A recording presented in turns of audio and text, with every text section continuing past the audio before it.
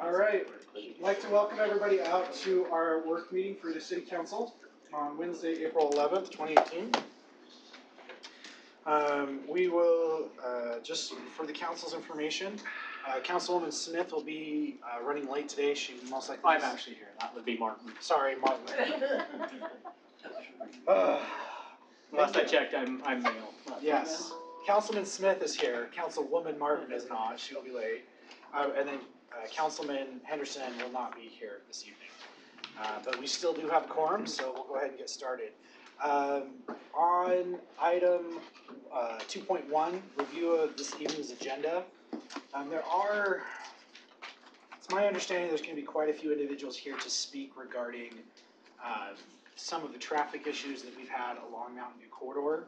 So it's my suggestion that we move item 4.1, which is the Unified Police Department Quarterly Report, up prior to public comment to allow us to allow the chief to address some of those concerns and have that conversation before we hold public context, so that we can have that context when and the public knows kind of where we already are. So is there any concerns with that? Just a follow-up question to that. One, I'd like to just ask the chief if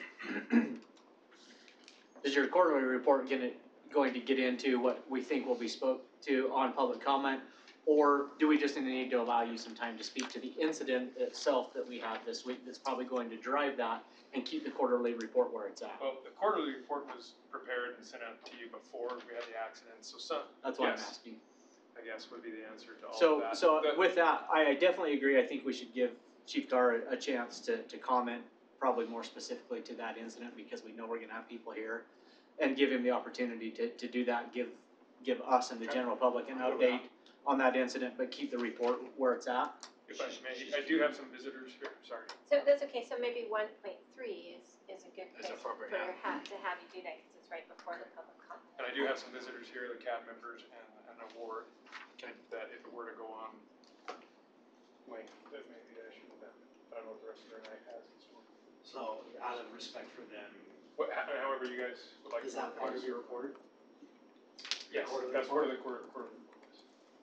The award and what else was it? The award and the CAB members are all right. coming, so. You also have that award that URPA. URPA is doing, if we have a lot of people showing up, we might want to move that for us as a comment, because well, would it make sense you'll be here a long night. How about then if we take the two awards, yours included, the URPA award, move them up at that right after the comment and recognition portion, should the council have any, and I'd just say leave it to your discretion on the CAB members being here if you want to recognize them at that point, and then just cover it again. How many are here? Yeah. And Mayor and Council, we also should have here a gentleman named Brad Palmer. He is the Herriman Region 2 Director, Brian Adams with UDOT. They've already instigated and pushed forward in our traffic flow study, even though we may not stop this accident from happening. But it's your choice when you want him to have a few words to say what they're doing already.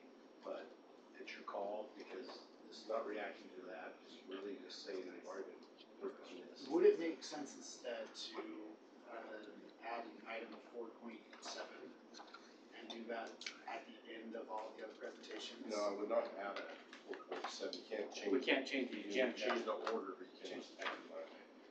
Well, okay. I get that on because it's not a it's not a vote, it's not a. Okay. Well, I think we'll do our best to manage that appropriately. So I'll get up and speak about the incident the other night, and we'll gauge where we're at. Yeah. And some of it might depend on actually coming. Actually, Right. Agrees. Okay. Because we're thinking that We don't have one. Yeah, and we also type of, but we'd like people to be able to speak up, because it's really frustrating. Yeah. Our first council meeting in this building, we had people waiting in almost salute stance for hours. It's pretty embarrassing. No, I think it's we want to aware of everyone's time, and this is a big issue that we know we're going to that there's a good chance we're gonna be spending quite a bit of time on, so we wanna be appropriately adjusted to accommodate that. Yeah, and if you address it at the beginning, you might answer a lot of people's questions so that they won't have to speak, because they'll already have their questions. Okay. Any other items on tonight's agenda that we need to discuss? I have just some updates for you that's, get some direction. On item 4.4, the presentation of child abuse prevention proclamation, it's my understanding that there will be a couple of individuals here from the organization that has helped us with that, and they might want to take just a minute or two to speak. If there's no concerns with that, I just wanted to make you aware of that ahead of time. Oh, yeah. All right, we'll move on to item 2.2, future agenda items. Any future agenda items we'd like to bring up or discuss?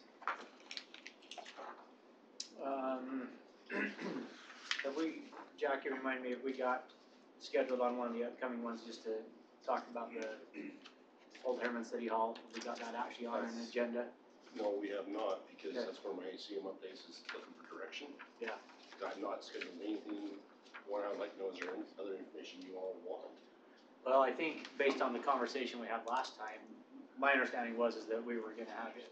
We know there's been a lot of information already put together in various stages on this, is to bring all that back to a work session so that we can all be here and review that information once again, in conjunction with what was presented last week by the Promise Group, and have an opportunity for discussion so that we can then put it on for an action item at some meeting following that. Okay, well, I can't remember what 18th is looking like for that. 18th. We have plenty of room. Okay, 18th work meeting, we'll have it on. Monty will have to do his part and we'll recapture what their Promise Group gave you and have it all in the same package. Okay, thank you. Thank you very much. Any other items for future agendas? No, I might ask, and I don't know if this is something you can tell me, because obviously the building's further down the road, that, if there is some place to expand, like to replace that building kind of thing, right? Do we know kind of how much construction would cost on a facility of that size? Well, that size, well, I can honestly tell you, if we was gonna build a community use building, it would be designed differently to handle that use for open use for access points and multiple areas to be used. We have some ideas of things we want to bring to you down the road, but Sure. it's still ways out. Just like tonight, we have a few people going in this building. We have council meeting before we had to shut down for council, shut down those things. We have the arts display going on right now Yeah. for the community, so I guess I didn't see more of the design. Kind of the, I put the per square foot price to us, and the size, the building's 12,000 square feet, roughly 6,000 each floor. That building, 12,000 square feet, 60. So to match for apples and apples, the use would change. Sure. Yeah. And if we kept it for community use, we'd look at probably a remodel some, a little bit. Yeah. Okay. So no, it's right. It's hard Yeah, until you sure. get a full plan to get, and I would not try to build something right today. Oh, for sure. It's cost has gone crazy. Okay, thank you. But we'll do whatever we want with it. So good. Okay. Thank you. Okay, all right, well, we will move on to item 3.1, administrative reports. First, we have Denise Davenport. She is from the Wasatch Front Regional Council, and she is here to update us on some of the legislative changes that happened this last year. Yes, thank you. Thank you for having me. So I'm okay to stand here then, it sounds like. If you can't hear me, thank you. If you can't hear me, please give me a thumbs up or something, and also please feel free to interrupt me as I go. But thank you to the mayor and then others for inviting us. Basically, the Wasatch Front Regional Council, for those of you that might not know our organization, we are a regional planning organization for 5 counties in the Wasatch Front region. Basically what we do is we act as a convener. We bring local governments together. We listen to issues and opportunities, and we try to address them through transportation planning, through growth planning. We also have funding programs. We have about 5 funding programs that our organization offers. I think Herriman City was a recipient of a Transportation and Land Use, or TLC, grant recently through one of our funding programs. So basically, we're here for you. We work, Mayor Watts is on our Transcom, you're on the Transportation Committee. So I think many of you have also attended our outreach efforts for our region's transportation plan, our long-range transportation plan, including Brett and Gordon. So we appreciate all of you. I just wanted to throw that out there before I begin. But I'm here to talk about Senate Bill 136. So this is the Transportation Governance Amendments Bill. This is a 200-page bill, or close to a 200-page bill. It was a big one. It does a lot of things for our region. It's really a forward-thinking, transformative bill. But before I get into why it's transformative, let me kind of give you a little bit of the overview on Senate Bill 136. It was sponsored by Senator Wayne Harper and Representative Mike Schultz. It was signed by the governor March 22nd. I think we're going to be part of that ceremonial signing here. We expect that to happen really soon. It was the end result of months and months long work through a task force committee and a variety of other ad hoc committees, basically looking at transportation, economic development, and related items. So I think you all know that our region and our state, we have a serious challenge. Many of it we look at as a positive challenge, which is growth. We're growing really fast and really big, and our transportation infrastructure just really is having a hard time keeping the pace with our growth. So this bill tries to tackle a lot of the transportation infrastructure needs that we're seeing. I know you're seeing them here in Herriman City too. Just a little bit, little bit. So the Wasatch Front Regional Council, our organization, in addition to the Salt Lake Chamber, UDOT, the Utah Association of Counties, Utah League of Cities and Towns, even UTA all supported this bill. So it had broad support and broad input from a variety of players. You should have gotten handouts. I provided a summary of the bill. If you have, hopefully you have that in your packet, along with the local option sales taxes. This is a county by county chart that kind of gives you a little bit more detail on how we expect the quarters or the local option sales taxes to take place by county. So basically what I'm going to do is just kind of highlight and go through some of that information on that first page of the bill summary if you'd like to follow along. Starting with UTA governance. So there's three main things that the bill did for the Utah Transit Authority. It instills new performance targets, additional auditing and reporting requirements, more coordination with the legislature, with the county COGS. We're familiar with what the COGS are, the councils of governments that each county has in their region, and then the MPOs, the Metropolitan Planning Organizations, which is what the Wasatch Front Regional Council is. So basically, all of this based around the idea that UTA needs to become more transparent, effective, and efficient. Additionally, beginning November 1st, their current 16-member board will be replaced by a 3-member full-time board and a 9-member advisory board. Also, the bill codifies the UTA name change from UTA to Transit District of Utah, or TDU. I think many of you have probably heard about this provision in the bill. This one has gotten a lot of media attention. Really, this provision will take place over time and as funding allows. So we do not see, the intent isn't to reduce service or anything that would affect UTA service and quality in order to tackle the name change component of the bill. But it seems like, as funding allows, is pretty vague. And what is the estimated funding allotment for that? What is the estimated cost for that? Because it seems like it could be pretty substantial. Yeah. So one number has been thrown out, 50 million. This is kind of an inflated number. Some believe that it might be an inflated number. Could be closer to 30 million. But that 50 million was based on a one-time, let's do it all at the same time, all at once idea. So we'll see what happens. This is one thing that will definitely get more scrutiny and lots more actual, maybe more of a marketing study could take place regarding the name change, which it hasn't so far. I from being up on the Hill, I get the impression that this is something that will be addressed again by the legislature. Yeah, I would hope, just simply because, it's like even if 30 million is with $30 million goes a long ways towards transportation other than just repainting things, Yeah, It just seems like maybe a not super good use of taxpayer money. I agree, personally. So good, I hope it gets readdressed. The last change for UTA that I'm going to cover, which is basically the fact that UTA is no longer allowed to use or will no longer use in-house legal counsel, but will use the Utah Attorney General's office for their legal counsel moving forward. I do want to do a little bit of a deeper dive on the board and the advisory board, just to give you an idea of who makes the appointments to those boards and when those appointments would happen. So again, the board will be made up of 3 full-time members. Salt Lake County Mayor, with approval of the County Council, will nominate 2 people, at least 2 people, and then Utah County, with input from Tooele County, will nominate 2, and Davis and Weber County Commissions, with input from Box Elder County Commission, will nominate 2 people. So the governor will get at least 2 people from our region, and then he will make the appointment with confirmation from the Senate. And he will pick one of each of those groups. Thank you. That's right. Thank you. And then regarding in terms of the advisory board, so these are appointed by the county cogs. So Salt Lake County will appoint 3.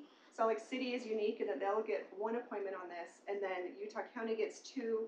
Weber, Davis, and Box Elder with Tooele County each get 1. So that make up that 9-member board. If there's no questions regarding UTA, I'm going to move on to the Transportation Investment Fund. So please, again, feel free to interrupt me if you have questions moving as I move along. So this is also really forward-thinking. This is the first time that our state really has a mechanism now to fund transit. This is the new Transportation Investment Fund, or what we're calling TTIP. So beginning in fiscal year 2019, a portion of state sales tax will be transferred to this fund, about $5 million. So it is a baby step, but it's better than nothing. And we expect this fund to grow to about $50 million, in 2029. I just want to also note that the legislature can appropriate additional money to this fund. And the intent of the TTIP funding is for capital projects, for new capacity projects, and it does require a 40% match for those applying for this funding. All right, let me talk a little bit about statewide integration of economic development with land use and transportation. I think many of you know, if you know the Wasatch Front Regional Council, this is something that we are a big proponent of. We really believe in thinking about these things as a whole, as an integrated system. So it's fortunate that the state has taken some serious steps forward on this approach as well. So in the past, UDOT, when considering funding projects for their prioritization criteria, haven't necessarily looked at economic development or land use in the past.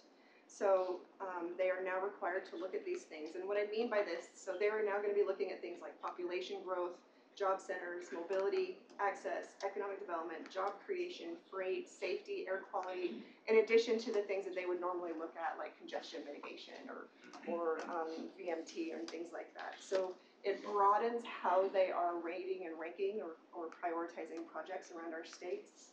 Big step forward. And I would personally say that I believe that enhances Herriman's competitive ability to go after those funds. Because it'll focus more on the things that we actually control over. Yes.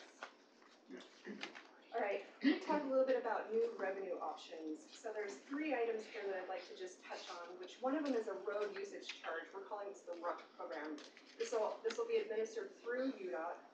It's a user fee or a mileage-based revenue system for alternative vehicles.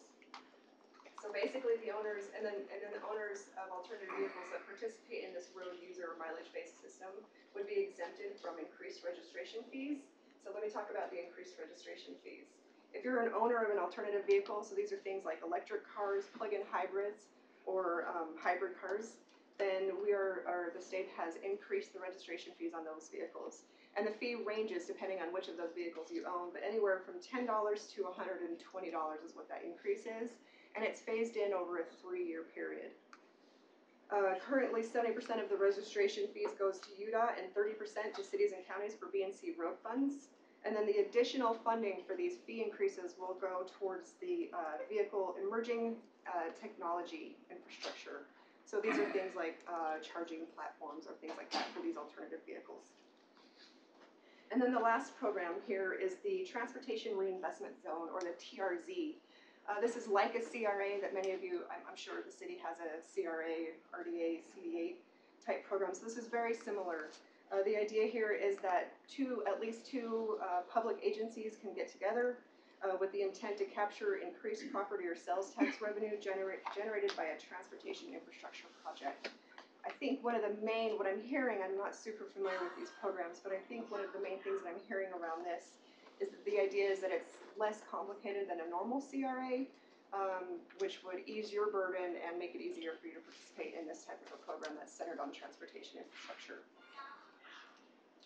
Okay, so let me talk a little bit about transportation and task review task force. This is going to be another interim task force committee focused on looking at things like registration fees, the RUC program, statewide sales and use taxes, so gas taxes, fiscal impacts of existing tax credits and exemptions. A big task for this committee over the next few months. They're supposed to report to the legislature by December 1st of each year, and they're to remain in effect until March 31st of 2020. So it'll be interesting to see if and what gets changed as a result of this new task force that's going to be created. Okay, now I'm jumping back into the local option sales taxes. I wanted to spend a little bit more time on this one and make sure that, that you guys understand what this is. Are there any questions before I get into the local option sales taxes or the quarters? I just want to make the comment is that we had the presentation at the mayor's meeting, and Mayor McAdams has told the Wasatch Front and the mayors that the county council would be willing to enact the tax, but they wanted to have support of the cities by passing a resolution. So what we're going to ask you at the end of this presentation you're getting now is bringing back a resolution in support of these taxes. So we really want you to be able to grill her hard on all these issues. That's what I told her earlier. So no pressure. that's why I wanted you to. So this is. I'll be quiet now. So each of you should have. This is what this chart looks like. Just if you want to pull that up and follow along. But let me provide an overview first, which is. There really is an incentive for counties to impose these local option sales taxes or the quarters sooner than later. So if a county imposes the fourth quarter, which still is left to be imposed by Salt Lake County, if the county does that, I think it's by, what is it, June of 20, That's June. Thank you, June of 2019, June 30th of 2019. We're thinking that the county would get about $50 to $60 million to pay down debt and to fund road and transit infrastructure projects. So counties that impose the fourth quarter can then impose also the new 0.20, which some are calling the fifth of the fifth, for transit projects. After July 1 of 2019, then the cities, the transit districts, and the county all kind of gets a portion of this funding for the fourth quarter. You lose the option entirely to impose the fourth quarter after 2022, and you lose the option to impose that new 0.20 after 2023. Okay, so why is our Republican legislature asking us to increase taxes? Some are thinking that it's really about equity and ensuring that our local governments have sort of a more equitable share of transportation infrastructure expenses and along with the state. So keep that in mind. All right, so let me get into a little bit more detail on Salt Lake County. You have imposed the first, second, and third quarters, and with the quarters that have been imposed, none of the provisions around those quarters does change. What does change is on the fourth quarter, you can take this out to referendum or not. In other words, the county can pass this quarter with or without a vote of the public. And I kind of just highlighted why I think it would be behoove the county to do that sooner than later as you get increased funding for that. Let's see.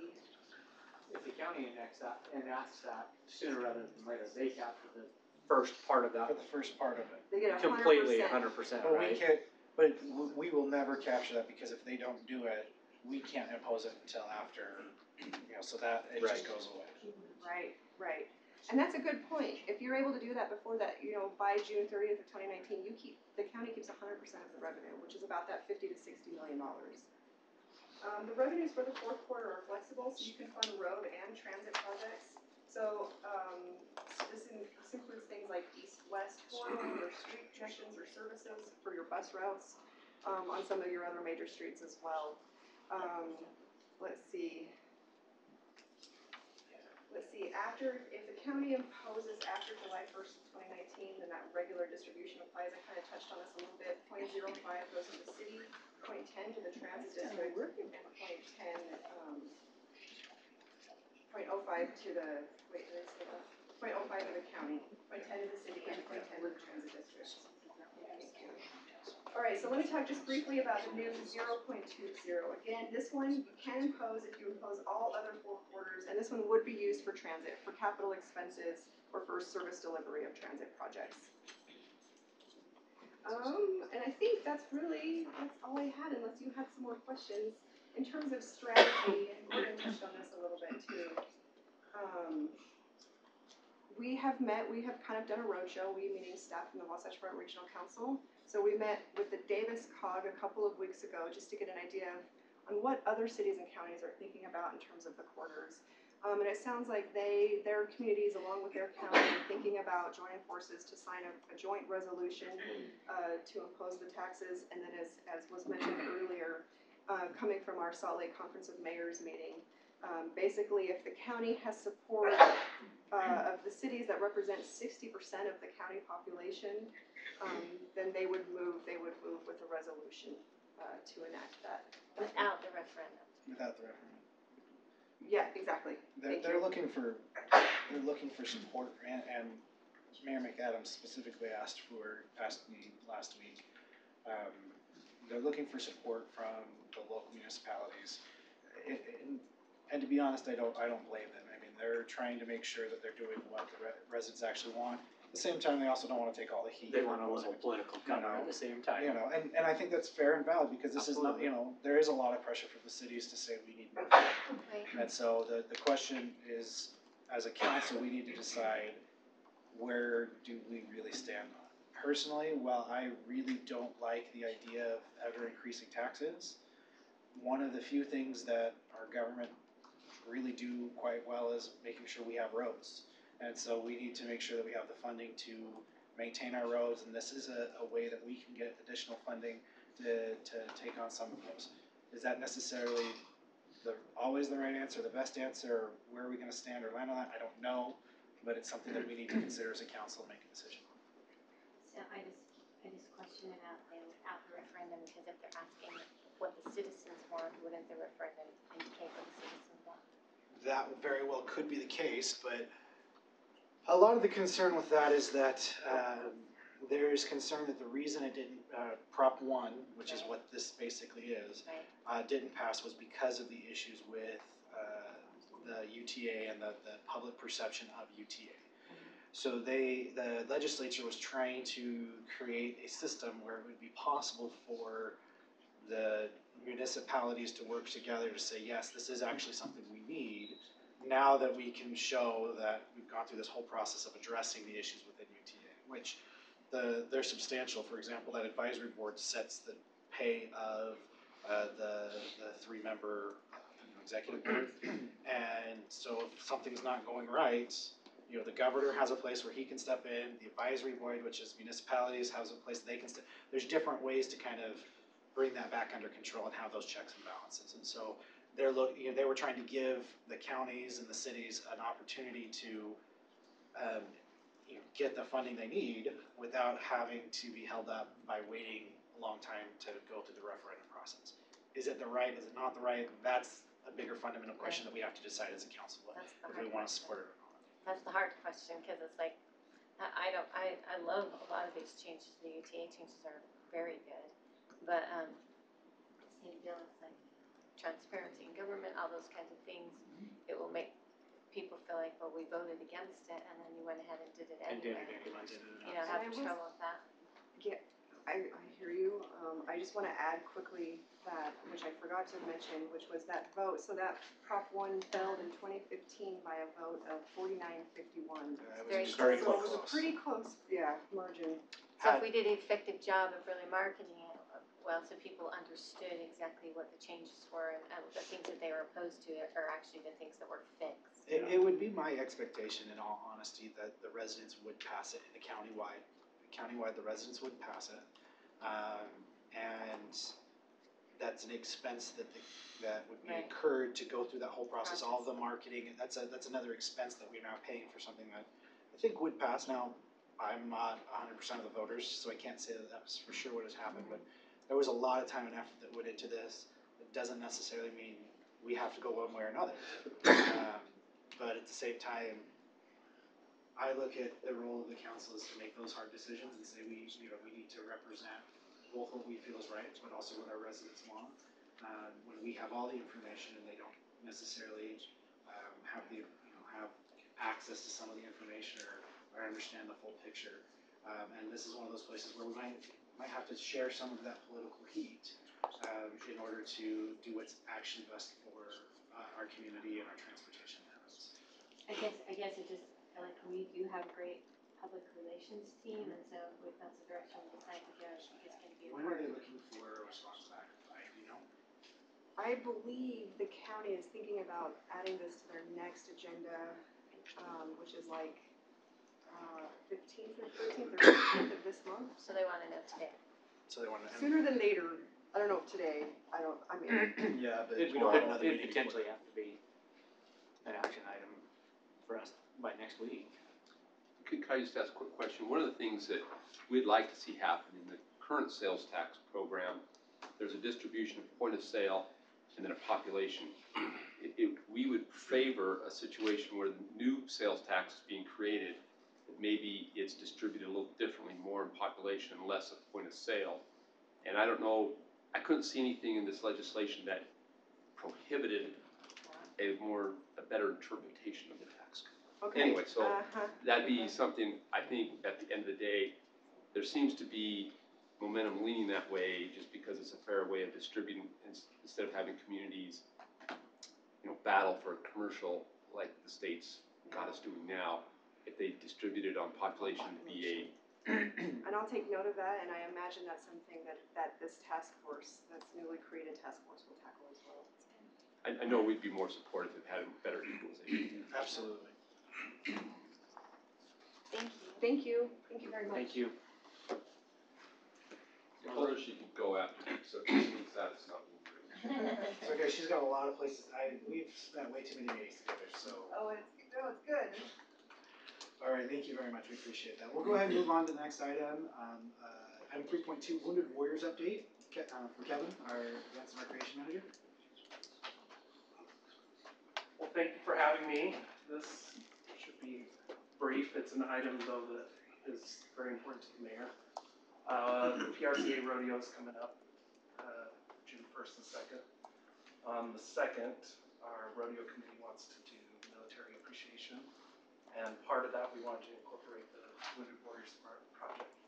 So they've been invited to come, and they will have a booth. They're also looking for veterans in this area that they work with, that we're inviting to come to the rodeo. And we're excited to have them. We'll incorporate them into the grand entry if they so desire, and give them some exposure for the great work that they do. So we're excited. There's some changes that are happening, and we're excited for that addition. In addition, just one of the items that's coming up really soon in April is we're calling it Herriman Proud, at a community service day. And this was something that council, just over a year ago, and the mayor wanted us to create something that put emphasis into getting our residents to have some pride in the great community that we have and the great amenities that we offer. And so we are doing a cleanup project. Primarily, we're working at Butterfield Park. The wind always seems to blow all that garbage all over the place. So we're gonna do some garbage cleanup, some weed cleanup, some spring cleanup. We'll encourage residents all over just to participate in the spring cleanup project and just get the community ready for spring and summer. And so we've got people pre-registering. We're gonna have shirts made, feed them breakfast, and just get some stuff done, and hopefully get some people excited about getting involved in. What's the date on that? It's April 28th, it's a Saturday, from 8 to 11.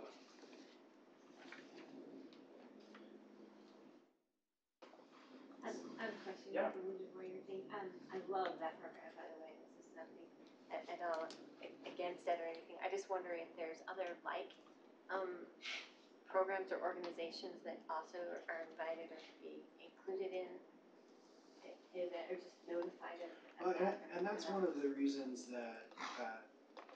that's one of the benefits of having Wounded Warriors. They don't necessarily always provide all the services. A lot of what Wounded Warriors does is get those, 9/11 veteran, post 9/11 veterans or any veteran if they really need it, to those programs. That helps facilitate them getting the help that they need. They can't always provide it, but they know who can, and they can help them through the process. For example, if a veteran needs help with getting through the VA and getting through their process, they have specialists that can help walk them through working with the VA so they can get the care that they need. And so their role is not to necessarily fix everything and help everything. Their role is to facilitate and communicate. And so that's one of the reasons why that I think it's a good fit is because of that, is because they can get them in touch. Now, there was another organization that reached out to us and wanted to participate in something like that. I don't see any reason why the entire council wouldn't be supportive of it. Good, okay. And that's also I just wanted to be more clear on exactly what they do.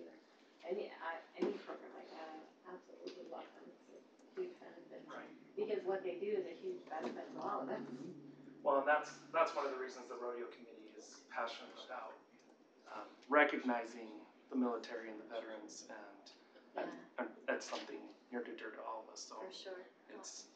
that's an easy thing for all of us to embrace. Thank you. Any other questions? Okay. All right, we'll go ahead and move on to the next item 3.3. Discussion regarding fireworks. Riley Pilgrim, our fire chief.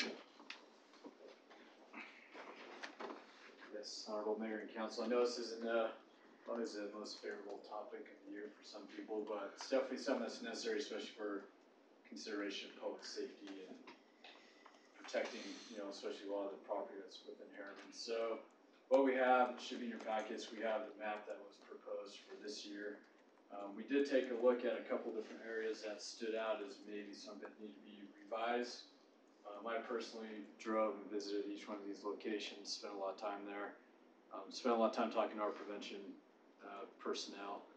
And we feel at this time it's still probably best to maintain the restrictions that are in place. I did go look at, there's two areas that were mentioned that were kind of on the list, was the new Anthem development that's just north of Herriman Parkway and due east of 5600 west between the corridor and there. And those developed heavily. There's a lot of stuff going on and there's still development to be done. There's still a lot of open space. And I'm assuming that it hasn't, the green yards have not come into place yet. Not quite yet. They're not quite where they need to be yet to provide that. Yeah, and more so, there's a lot of open fields still that the developers are moving into by the 4th of July. They'll be there. The same goes for all the developments happen just east of that corridor off of Rosecrest, both north and south of Rosecrest where RSL is. I spent a significant amount of time there driving around. The issue that we have with those two locations, as well as one that we did last year, the Copper Creek area, is to define a very specific boundary for 200 feet is pretty technical. And on top of that, it'd be extremely challenging to enforce. And so, in discussions with our fire prevention personnel, we've decided that those are probably still best to leave intact until development's completed in those areas. We can reconsider probably reducing the restrictions. There was some concern about the RSL area, their facility, if they can do fireworks.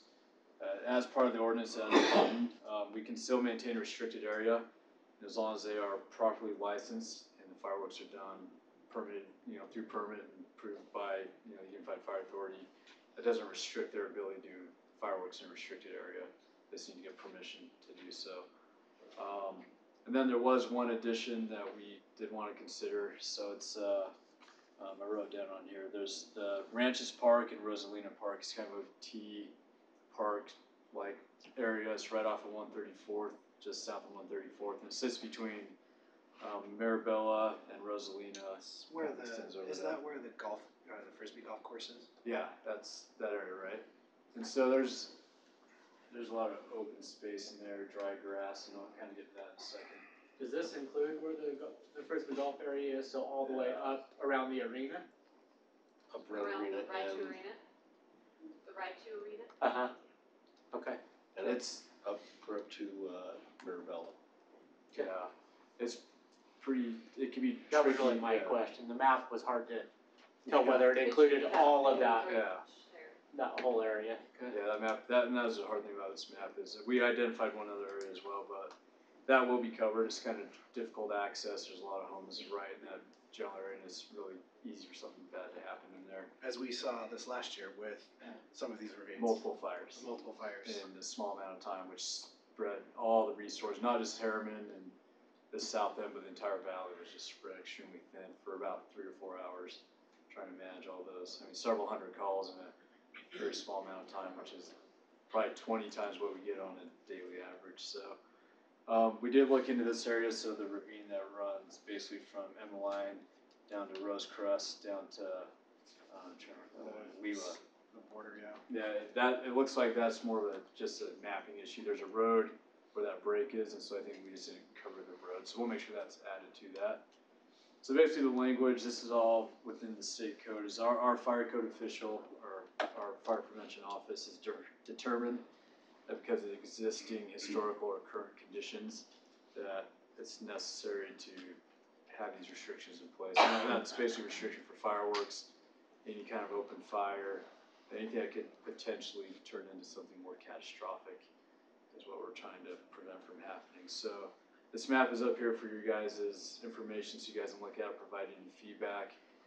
Based off of what we get out of this conversation, we'll take it to the GIS department tomorrow morning, develop the new map, and make sure that's on the agenda for next week for approval.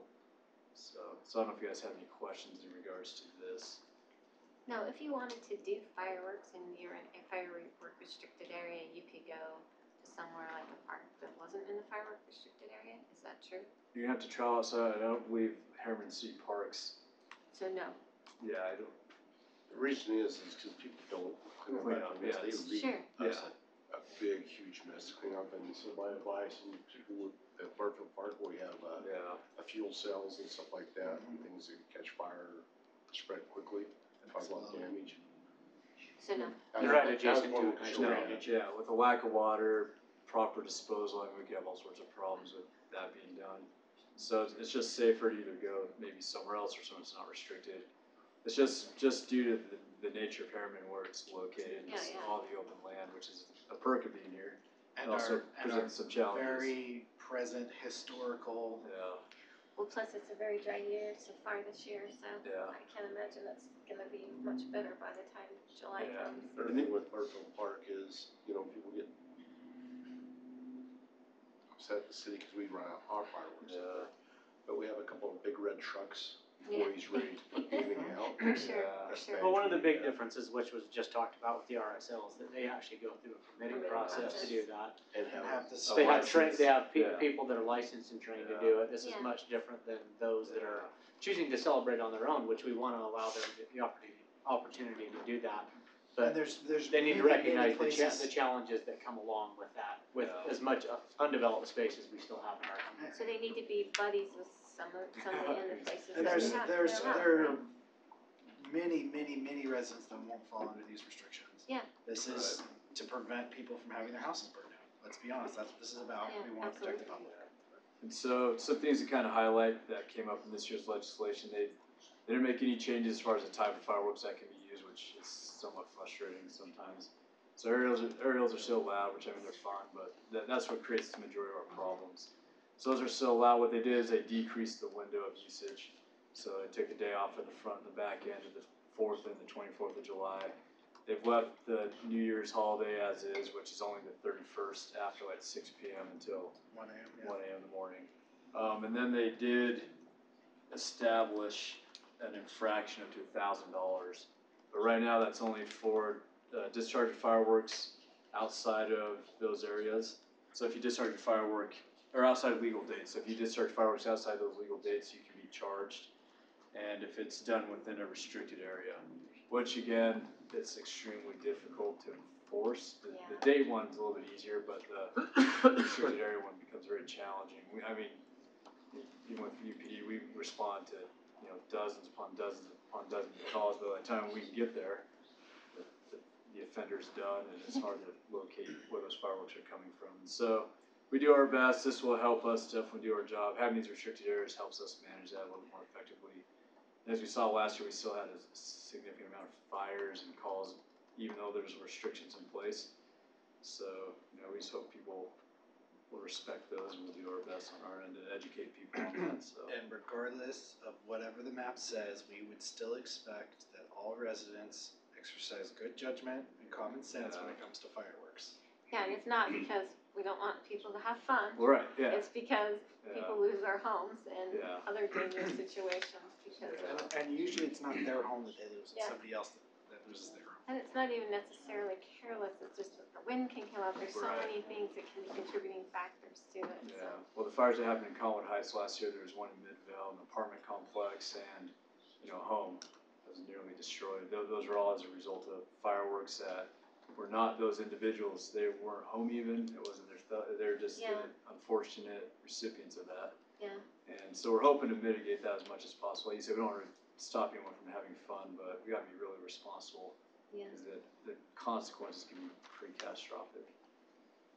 So. Thank you. We have to recognize that it's a two-pronged approach. This puts a lot of pressure on law enforcement as well. Yeah, oh yeah.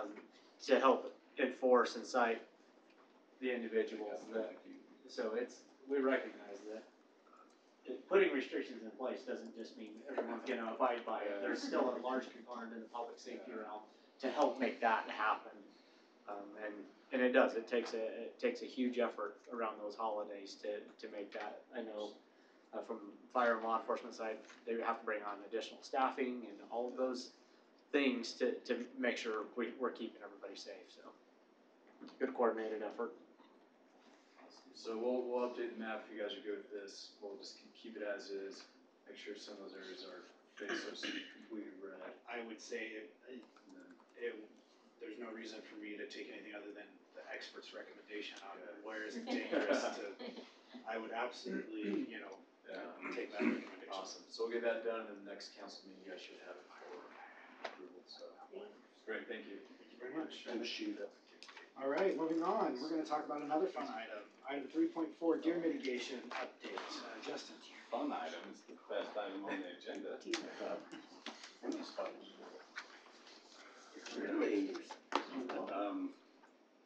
So Mayor, Council, I don't think any of you were actually on council. You were around when we were talking about this initially.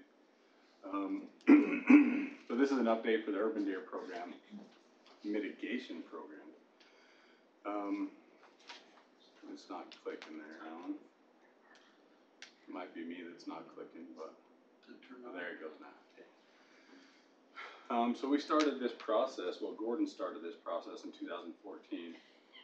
And realized it was going to be a problem, so he found some sap to take it over. And he was walking down the hall. So, he was taking it a great. Wasn't the question, Justin, do you like deer? And you said yes. That was the problem. He was taking it down a bad road, so we got it turned around. So through the process, we turned to two different methods in this mitigation program. We have a lethal method and a non-lethal. We found that both of these methods are both effective, and they're both needed, in my sense, to have a successful program. So the lethal part, we use archery equipment and specialists to do that. We use both private and park open spaces to remove deer. This method is only allowed from August 1st to December 31st, and that's by state statute and rules that the Division of Wildlife Resources enforces as hunting months during the year. And then we have to have a report to the DWR on what we've done, our activities, by March 1st of every year. The non-lethal program, we use traps. Generally, we use clover traps and drop nets, and I have some pictures to show you of what those are. We partner with the DWR on this and Mule Deer Foundation. Mule Deer Foundation has been great. We'll talk a little bit more about that. And then the trapping occurs both on private and public property. And this we can do year round, so it's one of those things that we can help go in, and we're starting to do a little more in the summertime, which the DWR wants to do, because they're hoping the success rates, survival rates of deer will be a little bit higher. It's most successful during the winter months though, because their food sources are scarce, and so it's easier to bait them into traps. So here's some numbers on the totals. So the lethal program, since we started in 2015, we removed 47 lethally, then 16, 34, and then in 17 we removed 19 this year. They're slowly reducing because I think we're doing our job.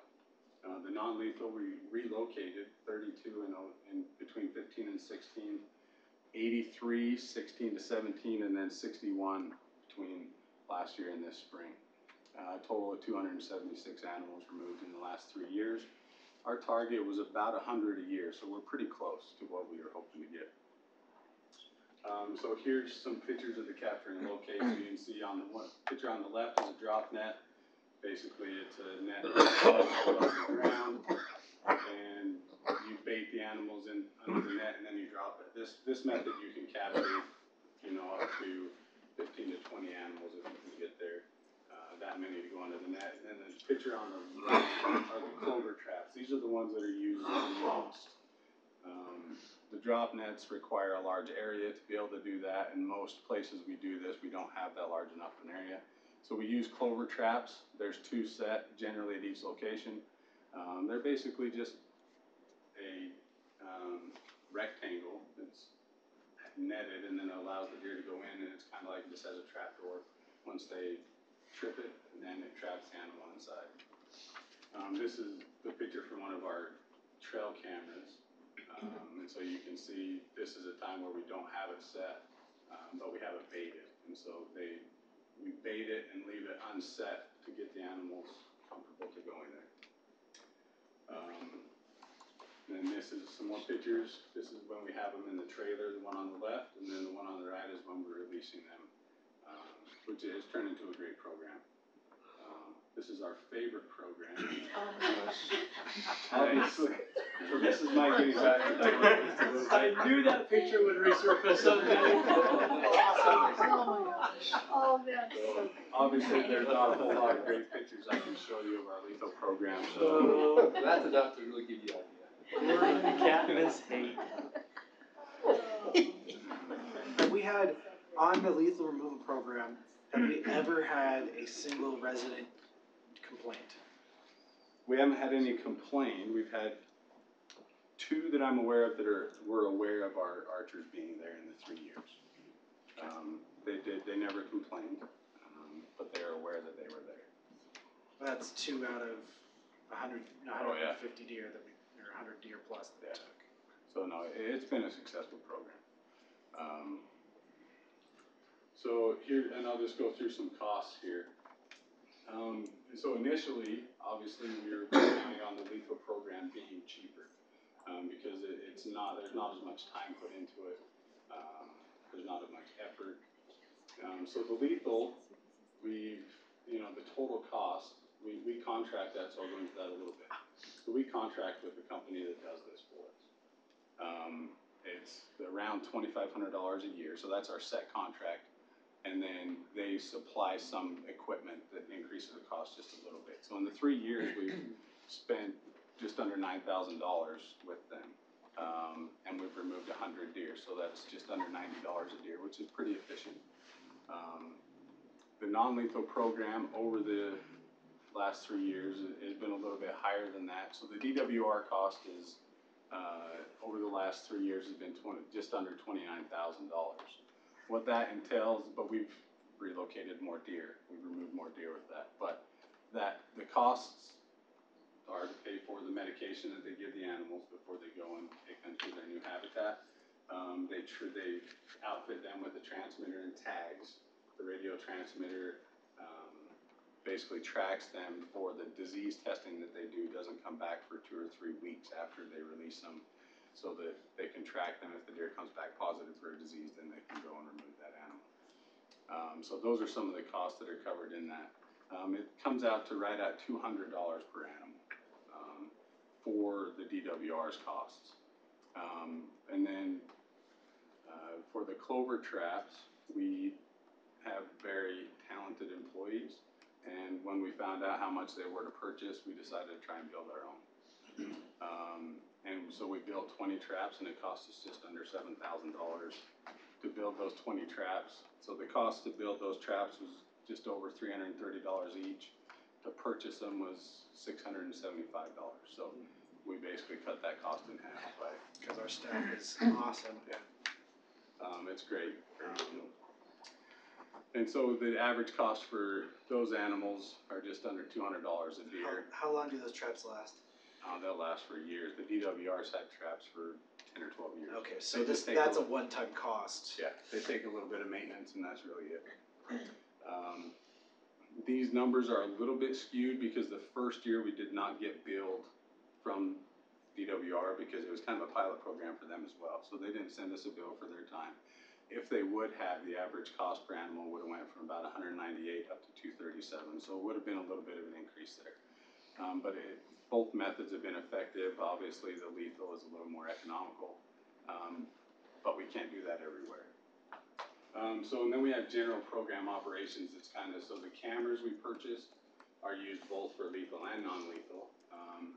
Between the cost of purchasing them, batteries, and then we're outfitted with a cell service so that we don't have to send employees out there to retrieve those pictures. They're sent to us and also DWR, which is helpful. For them, when on trap days, they know if we have deer, then it's worth coming out. If not, then they don't come out. So it saves everybody money to have that. And so that was just about $5,000. The bait was about $1,500, and that's for both lethal and non-lethal program. And then we have city employee labor over the 3 years has been about $9,600 that's been coded to the deer removal. So the combined cost for those general program operations is about $60 per animal. And so overall, the total program over 3 years has cost just over $60,000, and the average cost per deer, if you just average all of those numbers, is $219. Our original thoughts were $250 is what we were trying to hit, and so we're below that number. So here's some just numbers on what we've done. So total, we've removed 276 deer over a 3-year period. In that, over that 3-year period, we've had 335 confirmed deer hit by cars in the same 3-year period. So you can see there's more people taking them out with their vehicles than we're doing, but our method costs a little less, I think, and it's a little safer. So here's just a chart. The orange line are deer. Press the wrong button, didn't it? Good presentation, thank you. Hopefully Alan will get us back here. I see. That make you go to sleep. There you go. All right, click through these again. Oh, maybe missed that one. Stay on that There you go. So the orange line are deer removed, and the green line are deer that have been hit by cars. So as you can see, in 2011, when we first got the numbers, we were 19. That was prior to 49. That was prior to Mountain View Corridor. And you can see as Mountain View Corridor come in, we've increased. So in 2014, when we started this program, we had 126 animals hit on roads. 96. That was nice. Monty, you might have to go clean something up.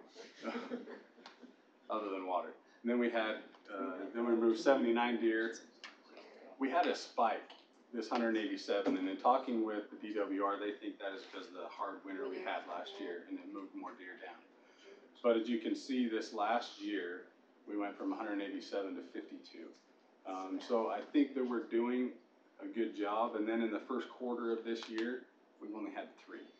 That's awesome. So I think that the program's working, and it's being successful. I think as we move forward, it's gonna cost less because we're gonna have less deer to remove, and it'll take less. Well, So. a lot one-time costs are gone too as well. The traps and the cameras. So I think, and it's good. We're gonna turn into, I think, what's gonna be a maintenance period to where we're just going to do a little trapping, do a little lethal, and we'll be able to have a good program. So, moving forward, what we have to do is we have to start all over again with the process. It's called the CORE, a Certificate of Registration with the States, Division of Wildlife Resources.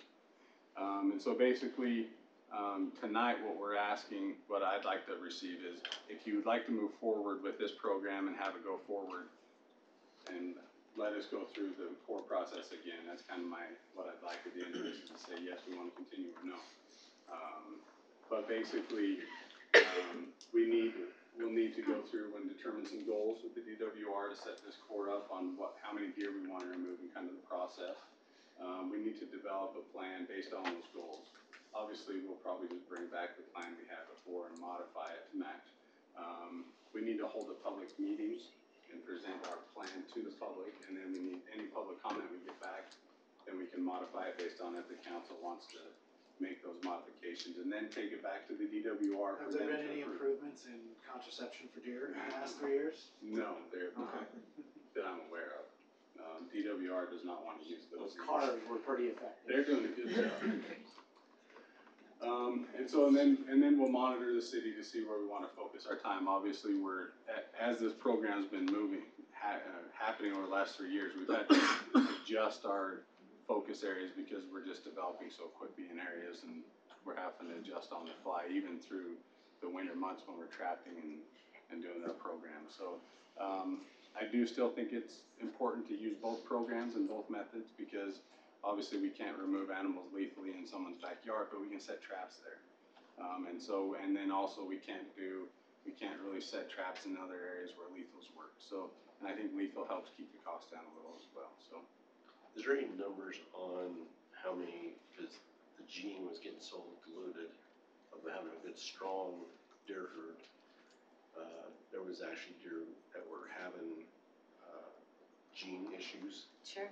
and I don't want to say they were spastic deer, but they were spastic deer. Yeah. They were deformed and stuff going around. Well, we've removed a lot of animals that have had the deformed horn growth and those types of things. And legs and stuff. Yeah, the legs, I think a lot of the ones that we saw with legs have actually been hit by vehicles. Yeah, I knew that, but then. But when you have, actually the health of the herd has actually gotten better since we've removed animals. When we were first moving these animals, the animals were not healthy. I mean, there's too many of them. And so actually the health of the animals has been better. Well, it's not a natural habitat for them. A lot of people were upset because this is where they live, and it's like, they're not supposed to be here in the summer. They don't live here in the summer. A healthy herd follows the green up the mountain, Yeah. and so this is not a healthy herd that we're reducing. So I think, if we decide to move forward, I think that, and the survival rate of the animals we're transporting has been anywhere, I've heard numbers from 45% all the way to 85%. And it's kind of depending on where they get transported to, the time of year, if there's a lot of snow there. But I think if we keep having these healthier animals, more will be successful when they're transported. And if we keep it as a maintenance program as opposed to a truly a mitigation program, I think you're only moving healthy deer anyways, because we don't have as many problems. Right. So I just want to express a little appreciation. The DWR and Mule Deer Foundation was planning to be here tonight. I actually called them off thinking there's going to be a lot of discussion about the crash and the incident we had today, the motor accident. So, but they're going to come back in June when we present this CORE back. So, but the DWR has been a great partner. They've actually helped us a lot in developing this program and plan. Mule Deer Foundation has been great. They've actually kept the costs really low. They've had, over the last 3 years, they've had over 800 hours of volunteers come out to help us with trapping. And every time that the deer have been transported, there hasn't been $1 charged to the city. It's all been volunteered truck, trailer, and time and gas. So, and a lot of those average trips are 200, 250 miles round trip. And so that's all donated by volunteers. And sometimes we're doing 2 trips a week. So they've been great. Humphrey's Archery is the company that we contract with for the deer removal. They've been awesome. They've spent hundreds of hours sitting in tree stands and blinds, a lot of times with no avail, because they'll sit there, and if there's people in the area, they just sit there until they leave and walk away without taking an animal. So they've done great as well. And I also want to express some appreciation to some employees that we have. They've spent a lot of time, specifically Luke and Austin, Luke Sieverts and Austin Crane. They've taken a lot of their own time to do this because they like the program. They've also dedicated a lot of their own personal time into this. And Austin's taken over to where, unexpectedly, he's probably going to do a lot more of this program as it moves forward. So I just want to express appreciation to them. They've done a great job. So anyways, I think that's it for that one. What would you say is, or do they have any statistics that talk about the survival rate of those that are relocated? I know that's been a topic that I've heard talked about from time to time. I still think obviously there's a lot of benefits to that, but do we truly know what that statistic is? It depends on the time of year they're relocated. If there's a lot of snow, a lot of times we won't transport if it's a fresh snow because it's hard for the animals to go down and find food and water under 6 inches of new snow. So we'll call those off sometimes. But if they're transporting to an area that might have more snow, then the survival rate is probably 45 to 50%. But if we're transporting to an area, they've started moving some areas where into more desert areas that might need those population, and the survival rate is closer to 80%. So it kind of depends on where you're going. Hopefully the health of the herd that we're moving is getting better. So the survival rates will increase. And so it's interesting talking to the people who transport the animals. Now when they show up with a trailer, there's deer with radio tags waiting for them almost, which is healthy because then they mingle with those deer quickly and get to know survival methods of that area. So they're hoping to have a more successful program. Do we have clear direction to move forward with that? I'm in favor of continuing the program. Perfect. Okay. All right. So we'll move on to Justin again for the water department report. As well. This is our second most favorite thing in the city, other than deer. So this is like secondary water projects, as we mentioned. So we'll just quickly go through here because I know Blake's dying to talk about storm drain. So here's a list of projects. We have the Tuscany well, which we talked about a little bit. Heritage Place improvements. I was hoping Councilman Henderson would be here, but I'll send this to him. And then we have a number of larger projects, pipeline projects that we'll talk about. So the Tuscany well is currently under construction right now. It has an anticipated completion date of June 1. We're running into a little bit of schedule creep because we've had some Rocky Mountain Power issues as far as them bringing in transformers. The transformer that was there, we were hoping we could just remove to build the building, but it actually had other services off of it that Rocky Mountain Power was unaware of, so we couldn't move it. So we had to redesign the site just a little bit to keep that in service, because Rocky Mountain Power is 6 to 8 weeks out to move it. So we've had a little bit of schedule creep there, and I've been hearing it from the residents there in Tuscany. So the contracted amount for this project is $440,000. We haven't had any large change orders, so I anticipate it'll stay near that number. It also includes a storage area. You can see the personnel button again. On the right, that's the well house. You can see the piping. On the left there is the storage area for the Parks Department. They have a big need for storage equipment there to maintain ball fields and those things, and so we thought it'd be quite economical for them to just add on to the building and add some square footage and give them a space to store things. So, and then this project will supply secondary water to the northern areas of the city here.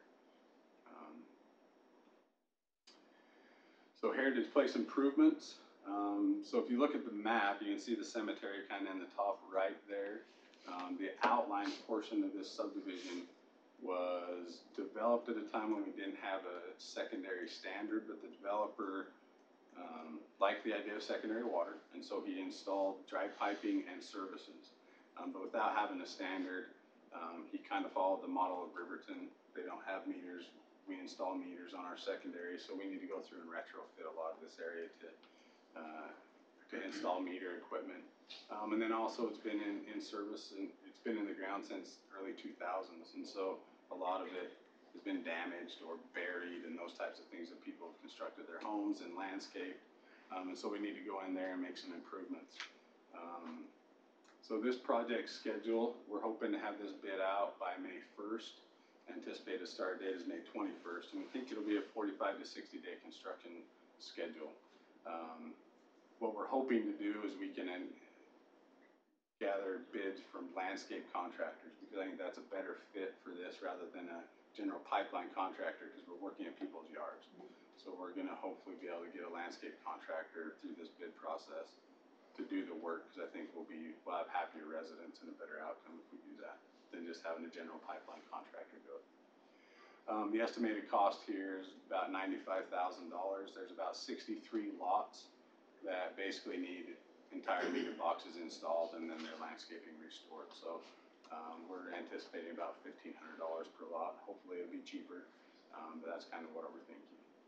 And that will be done, anticipated, so that hopefully we can start servicing them water towards the end of the summer if they choose to. Still in this area, the homeowners will still need to make the connection from that secondary meter box to their sprinkler system. But that's obviously up to them. A lot of them, I think, may have already run some of the infrastructure knowing secondary was coming at some time. And that'll actually allow us to, when secondary water's there, if Wendy chooses, and Anthony, to put secondary water on the park or the cemetery, which would be great. So here's a list of the larger projects that we talked about. Butterfield Parkway and 6400 West. We're installing approximately 2,700 linear feet of 20-inch, 12, and 8-inch pipeline. In this area, this includes a portion of Butterfield Parkway from 6400 West. Can't remember, what's the name of that road, Ed? Napper. A portion that Ed was planning on going through and redoing the asphalt anyways, and so we actually communicated, it's weird government does that, so that they didn't go and fix the asphalt and then us come and trench it right behind them. So we coordinated that effort, and so that's a portion that the streets department will pay, and it's working out quite well for us there. That contract price is, as you can see, just under $630,000 for that project. I have a map showing all of these projects so you can see where they're at right after this slide. So then miscellaneous connections, we have Rose Creek Crossing on Rose Canyon Road, Spring Canyon Road, and Ivy Farms. That's basically some 8-inch that's just connecting some different subdivisions to bring them online with secondary. That's just under $270,000 there, 1,700 linear feet of pipe. Rosecrest Road, that actually is under construction currently right now. Yes, it You've is. probably seen that. And that contract, what they're doing there is installing 12-inch pipe, about 2,100 feet. That cost is just under $330,000 for that project. And then Emmeline Drive, we're running down Emmeline Drive, and then it's going to go up a trail, up Sunbloom Trail, from Emmeline Drive up to right below Black Ridge and connect into our pump station line there. And that project total is just under $900,000. That's a large pipeline. It's 3,800 feet of 20-inch pipeline. And then there's 1,000 linear feet of asphalt trail that will be replaced as that project happens as well. So total contract price for that is just over $2.1 million. As I said, the construction happened earlier last week, and it's scheduled to be completed August 1. So here's the map showing the projects. And so the one that's currently under construction is this area on Rosecrest Road. It's from Mount Ogden Peak, and it will go down to River Chase Road. Can you just, as you talk about these, tell us which areas they will be bringing online? Yeah, and so this project will help service East Herriman and the growth that's happening there. Currently, they do have secondary water in some subdivisions, but they don't have the capacity now. This line will allow us, once the infrastructure is completed in East Herriman, to service Real and some of those services down there if they choose to hook up. They've showed interest there, so this line will actually help a lot of those areas down there come online. Emmeline Drive and Sunbloom, this is actually helping us with some of these other projects and subdivisions that you see here. We've been servicing the Cove and some of these areas along Butterfield Parkway near the park through a combination of 8-inch pipelines, and they're running out of capacity now. We did that to be able to service those areas as soon as possible, knowing that we'd have to come back and install this large infrastructure later. But it was one of those, put in a little bit of money and try and get homes online, and knowing we have to do this later. And so doing that before, since I think 2014, the areas in the Cove and some of those areas have been able to use secondary water, but now capacity is drying up, so we need to install this large pipeline. The 6400 West project and Butterfield Parkway. So the 6400 West will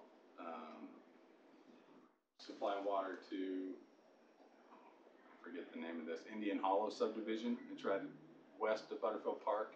It has large lots in there, so it would be helpful to have some secondary water there. I think there's 30 some odd lots in that subdivision that will get secondary water. The pipeline down Butterfield Parkway is similar to the Emmeline Drive. It supplies capacity to some of these newer subdivisions we're bringing online. The Rose Creek Crossing and Rose Canyon Road project. Parts of Desert Creek subdivision already have it. We're going to take it across Rose Creek and tie into Desert Creek Phase 1. It's a cul-de-sac with approximately 20 some odd lots there that'll get secondary water.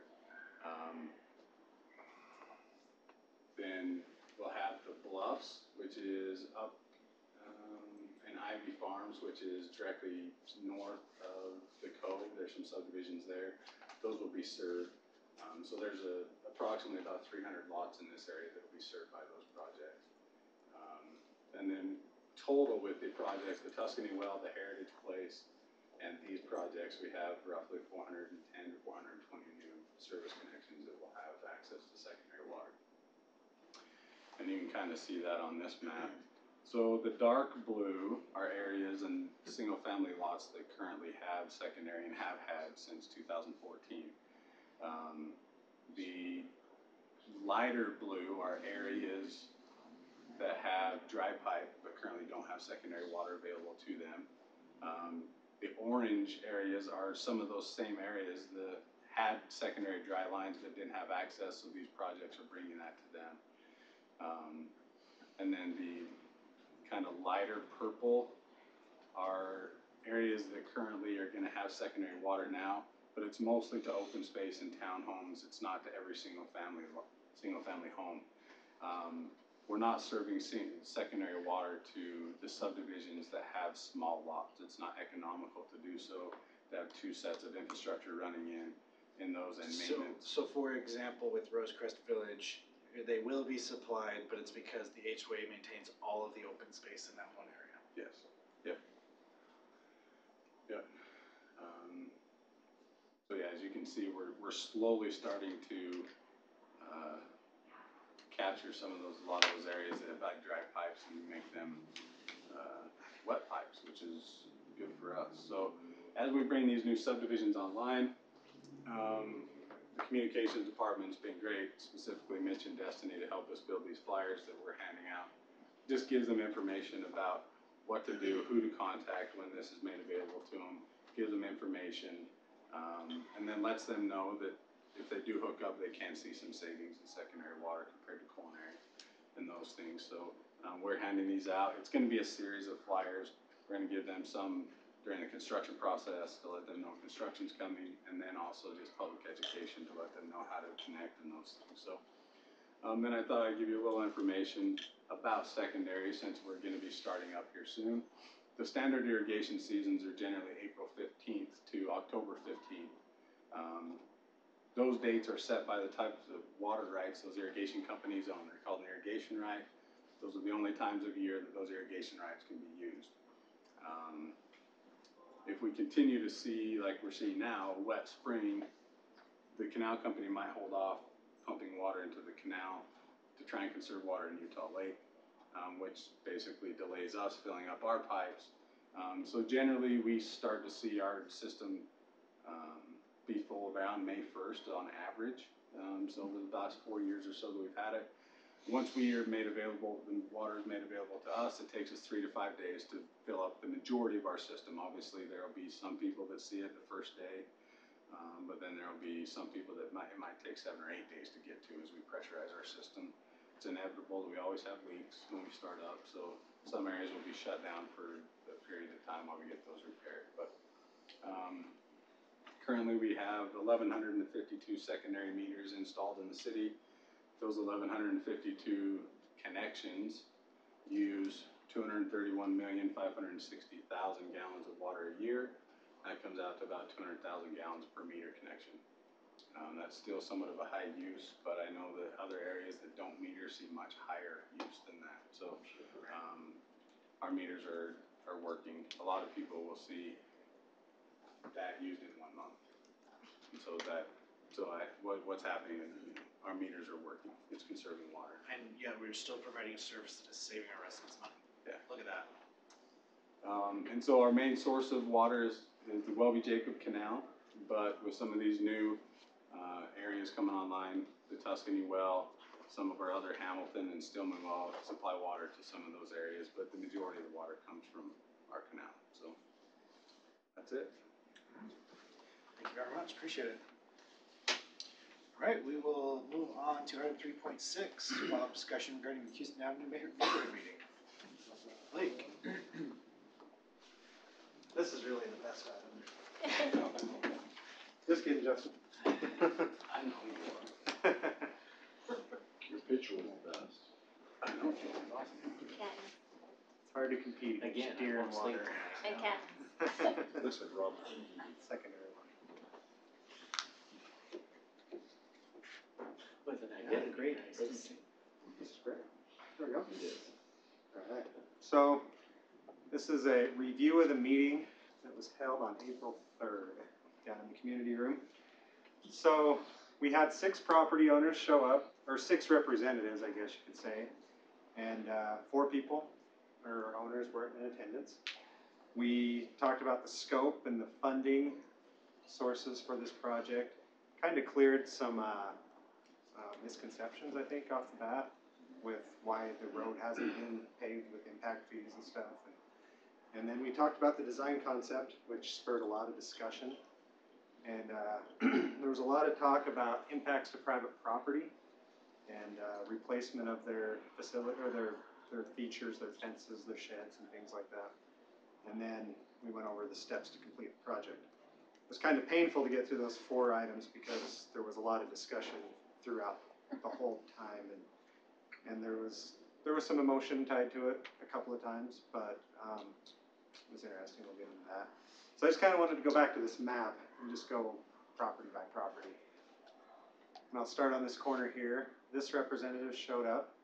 He was totally understanding that his development was responsible to pay for his section of the road and his improvements. So that cost would get taken off the cost of this project. Great. This property here is also this property owner, and they were a little leery about the whole thing at first, but they kind of came around. Part of their request was to look at altering the cross-section of the road to minimize their impacts. And that would be skinnying up the park strip, which has its own concerns with snow removal and putting streetlights in and making the driveway steep. If you skinny up the park strip, your driveway approach gets shortened up so it's steep, so your sidewalk has to kind of go back in. It makes for a little bit of a complicated design and doesn't create a nice straight sidewalk. So this property owner did not attend the meeting. This property owner did. He actually lives back here but owns this house, and he was pretty against the plan at the beginning. We reached out. I know Brett had offered to call him back and had done that, but I don't know if he'd received a call back yet. I've got 2 messages in the last 2 weeks and no response. Okay. He had concerns about the elevation of the road, putting his house down in a hole, The curb and gutter actually currently runs to about right there. So you can kind of go out and see where that elevation's gonna be. The house already sits a little low. I went out and took a look at it. It's not gonna be any different than any other road we've done around the city. It can be achievable. We can manage it. But there's gonna be some discussions and some work to get to the point of having him willing to trade property for the improvements. Well, the other thing about that too is that curb gutter right there will keep Water water off of his off of property. his property, so it actually will help the problem with him, with that being in a hole. That's a great point to bring up. There's also another interesting discovery on that property, that's why I would like to talk to him. But maybe that he doesn't return a call, is I told him we do have some interesting discovery on the property. A lot of that, I'm gonna call it purple, blue, whatever you wanna call it, it's called purple. Discoveries from engineering is a long time ago, there was a road right away deeded over to be used as a road, didn't deed to the county or us, it's deeded as a road. So we don't have to do nothing with that piece, what we need moving forward is a sidewalk. It was part of this That's it. subdivision. It was required in their plat Oh, and was done with So that. that was really interesting to us, that we don't need all, it's already being used for road, been deeded as a road, we don't care about all the use for a sidewalk. well, I'll go by there and just ask them, tell them that And you're. we'd love to bring him in and show him and Yeah, I'll go by the and just chat documentation and with stuff them of that. and let them know you're trying to get hold of them. That's gonna, we'll schedule a meeting with you. Okay. This next property owner did not attend the meeting. This property owner did not attend the meeting, but like I said, the owner of this property lives behind him and kind of spoke in place for him a little bit. And that's a small piece, so I think there's a way to achieve that. As we jump the other side, this resident originally showed up, was against the idea, but as he saw the plan and we discussed it, he actually at the end of it said, I'm fine, the small sliver of property, I don't care, we'll do it, what do you say? So that worked out well. This property owner, can't keep these two straight. That one did not. They did not attend, okay, and then this one did attend.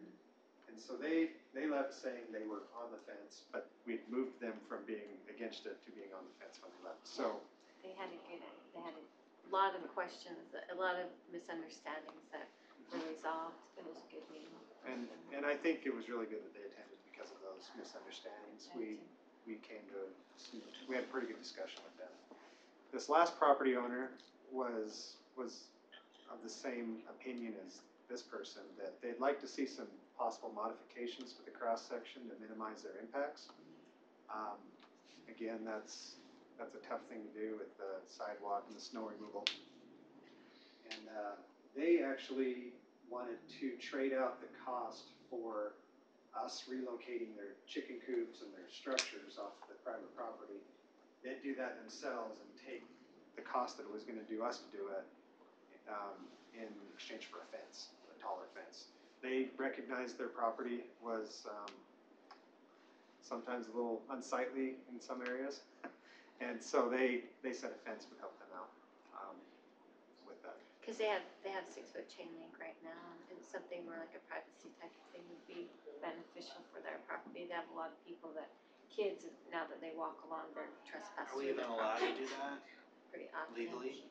You can do that, yeah.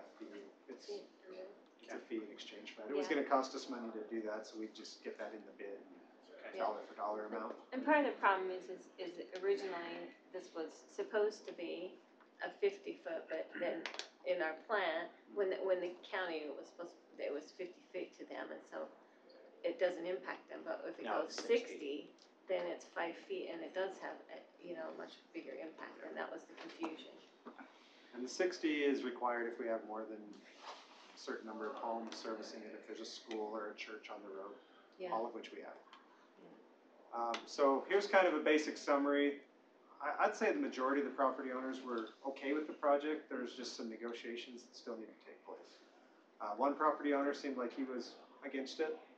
Like I said, we might be able to get there with him with some discussions, but for right now it's looking a little difficult. Well, when I asked him, he he was concerned about, you know, just the timing, and it felt like escalating, and he wasn't really sure about, you know, saying yes to tonight, and once we explained to him that part of the issue is that we need to understand whether or not to include it on our budgets, and those discussions have to happen now, and so he, at the end, he was like, yeah, it's fine if you include it on your budget, but there's still some things I want to have answers to and work through before I say absolutely yes, and so he gave us the nod on saying, yeah, include it on the budget, so if we can get these resolved, we can get this thing done, so.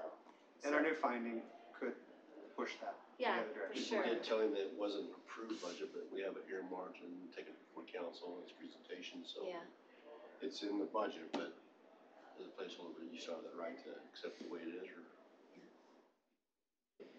And so the West End properties, they want to do some modification to the roadway section.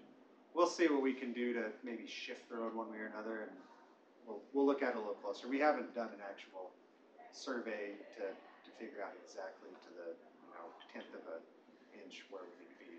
and that's what Very they, close. some of them were like, can you give me a visual, can you paint on the, And what we have right now, we could go out and put some stakes out and say we're within a foot. I think would be pretty good to say that. But so that was the next step, is to go out. We need to reach out to the property owners that didn't come to the meeting, and then we need to go out and set some stakes in the ground and kind of let them see where this right of way would run. Some additional information. I just got traffic counts back yesterday. We put out on the paved section of the road as far west as we could get, and we found that you can see the numbers there. The peak hours are actually quite low. 24 vehicles in our peak hour for the westbound, and 19 in the AM peak. So it's really not. I mean, that's a vehicle every couple of minutes. But What about around school times?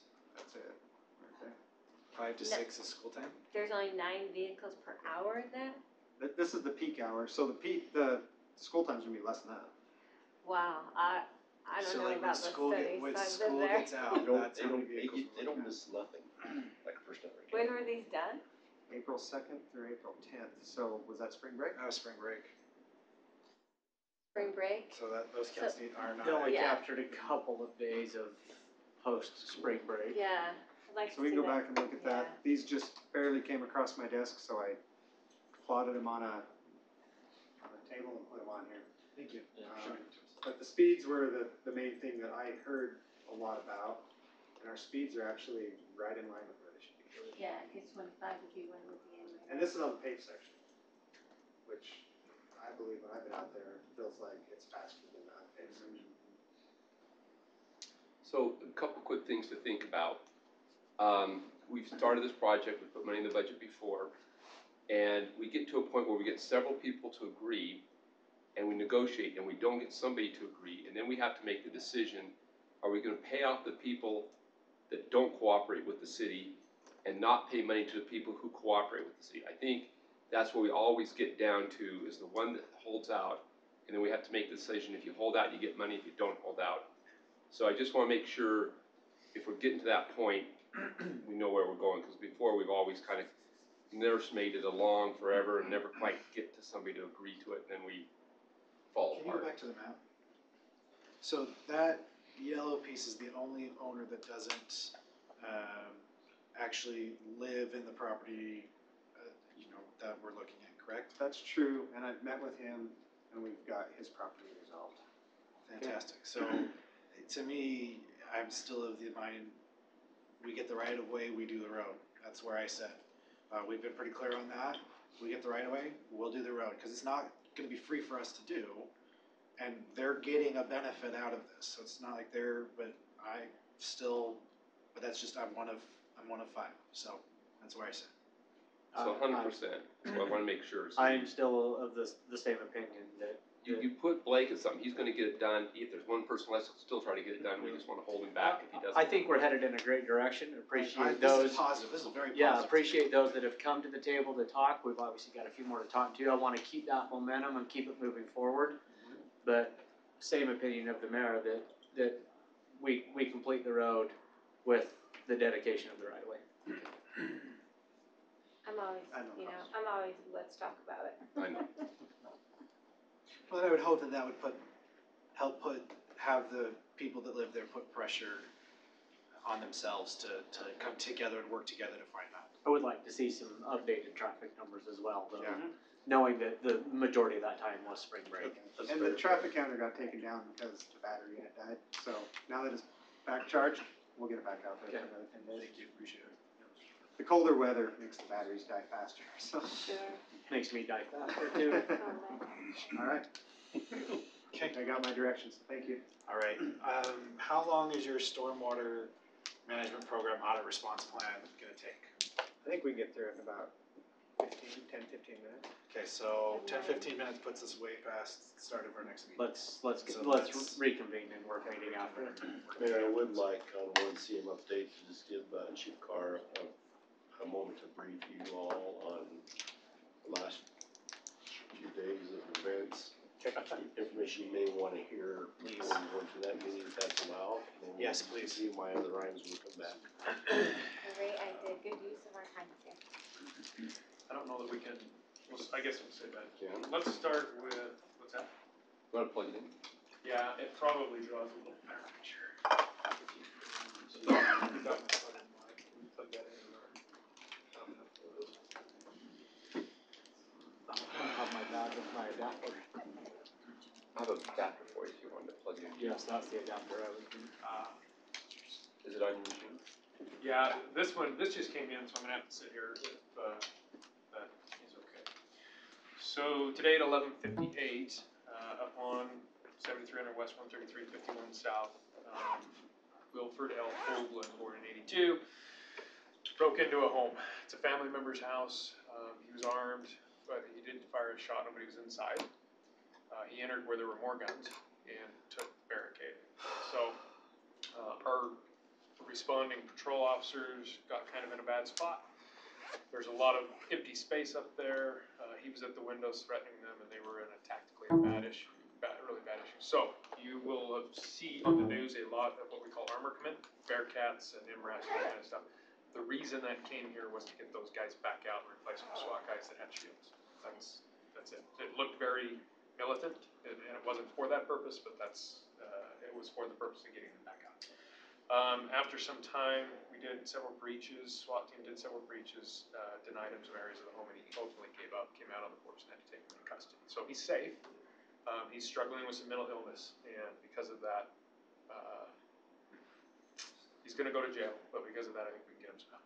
Okay, so we'll work with him and his family, who is now, they're in your area, right? Yeah. The house has been significantly altered. It's got a few more doors now than it had when we started. So we'll work with them with risk management and get some of that taken care of. So that's kind of the update there. Everybody's okay. There was no, but you will see on the news a lot of response there that looks like it might be overkill, but it was for a purpose. So. Which one? Can you go to data? It's not showing up there. Yeah, it's not showing up there. And this is, so on the crash the other night, Mountain View corridor. Look here, over there real quick. And do we want to go over the stats here in the other room? I'm good with We're going both. over both so Okay. that we can have, the council can see them first. So what happened the other night really wasn't a UDOT issue. It really wasn't somebody going through, innocent people going through an intersection and having a fender bender. We're in the very preliminary stages, but we think that it was probably an intentional act, and if not an intentional act, certainly a knowingly act. What happened were we had two cars that were going east to west. Yes, sir, on data, in the data folder. Do you see a folder there? Yeah, Alan, go back. Which one, man? It's not showing up on the data. There should be a folder named data. That's where I'm at, folder. I'm inside Got it. data. Go down to the PowerPoint that is. Herriman Future. No, it's not Herriman Futures. Yeah, it's not showing up in there. I'll grab it. No, it shouldn't be. It should have been in that data folder. I'll look at it here in just a second before we go to the PowerPoint. There we go. Go back. Go back. Go back. Sorry, I sent you the wrong one, Alan. Not Alan's fault. PowerPoints. Okay. If you would go to the Mountain View Corridor enforcement. So what we saw there were two cars that went east and west, and if perfect timing was ever an issue, it was that moment. As they went through the intersection, a car heading northbound at a significant rate of speed, and I mean significant, blew through the intersection on a red light, hit both of those cars. One of them was a van, and inside that van was an infant. There was a toddler and an infant. The infant was killed on impact. Toddler was in serious condition and transported, though is doing well. Mom and dad are struggling, but they look as though they will survive. The gentleman in the other car was Herriman National. He has significant injuries. He's still in critical condition. And the driver of that car that flew through the intersection actually became combative, and our officers got into a little bit of a tussle with him. He wanted to die that night, he said. So we think there may be some. We don't know about alcohol. We think there was some sort of a drug-induced issue there. He had a female with him who was ejected from the car and ended up on the roadway. She too was in critical condition, and it's now moved out of trauma up to IC, as I understand it. So we did some looking into this as far as if there's something to blame, it would be the act of one careless driver. And I don't know that we can look at this intersection and say that it's much other than that, though Blake and I will share some information later about the metric that we use in an intersection. So in 2015, total citations were 2,096 in Herriman. Only 16 of those were written on the Mountain View Corridor. You'll see in 2016 we moved up to 95, and then in 2017 I got here, and we changed that. So we've written 168 citations last year. This year we have written, and that's actually a number that's in here. 184. Yeah, it's 184 tickets to date in 2018. So we're doing some significant enforcement action up there, and you'll see that it's nearly 500% of what we started in 2015. Alan, if you'll kick forward one. There's our better number. All right, we'll take that over. So I was making this as we were sitting here today furiously in this first meeting. So there you'll see that we're doing very well this year with enforcement activity. And, you know, it's not as though we're having to go up there and try and find somebody. Our traffic cars are telling us they literally write a ticket, and while they finish that ticket in the same spot, they catch the next person going through there. Some of the complaints we get are, we're out in the middle of nowhere. Doesn't matter if I'm going 85 miles an hour. So Clearly it does. Clearly it does. If you'll kick forward one, Alan, for me.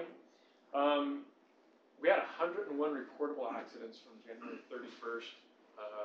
That should be 2016. I'll fix that as well. Stats are based on accidents or significant damage, criminal act, or injury sustained. So when we talk about reportable accidents, it takes one of those things. When we talk about criminal acts that makes a reportable accident, it's usually hit and run. Could be a vehicular manslaughter, but that's probably not. That's a very small number. So we're currently waiting on statistics related to specific intersections. Keeping in mind that at 118, half of that's South Jordan, half of it's ours. At 126, the same situation with Herriman. At 134, we only own a quarter of that. And the remainder to the south is Herriman. Now the remainder to the south is specifically a problem, especially at Rosecrest. We do, if we go forward for me, Alan, I'll show you that right here in our heat mapping, do you have a laser there? Yes, I do. Perfect. How do I make it work? Push the button. That is Katniss style. All right.